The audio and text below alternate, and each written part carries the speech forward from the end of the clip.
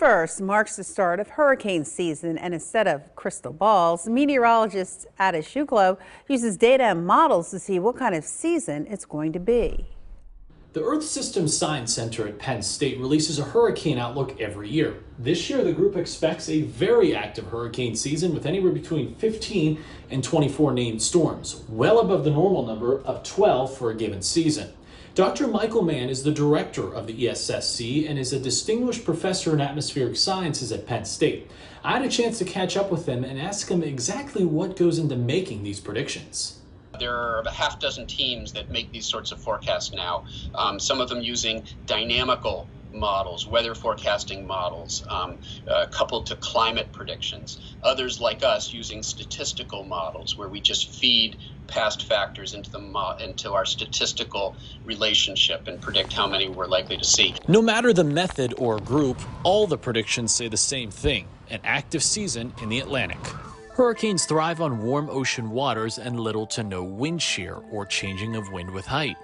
This year, both ingredients look to come together, thanks in part to the development of La Nina, which is the cooling of Central Pacific Ocean waters. That when you have a La Nina event, there's less wind shear in the Caribbean and tropical Atlantic, and so that's a favorable environment for Atlantic hurricanes. Well, we appear to be going into a La Nina now, and so that will be favorable. And the Atlantic, the Caribbean, the Gulf of Mexico, and the tropical Atlantic are at near record levels of warmth, bathtub level warmth. Since 2009, 7 of the 11 yearly number of tropical cyclones fell within the range of the group's prediction. The 4 years it did not, the prediction was too low. So, for example, our statistical model predicted 23 named storms for 2005, and we got 27.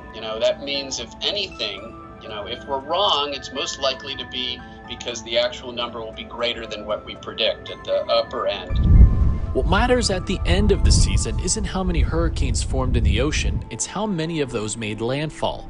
That number is very difficult to predict, but the years when we've seen the most landfalling major hurricanes are typically the years where we've seen the most overall activity. If you produce enough storms, you're more likely to see those major landfalling storms. With the ongoing pandemic and social distancing, evacuation efforts could be especially difficult this year. Dr. Mann says the good news is that most major hurricanes don't hit until late in the season, which means there's still several months to prepare. For ABC 27 News, I'm meteorologist Ada Shuklo.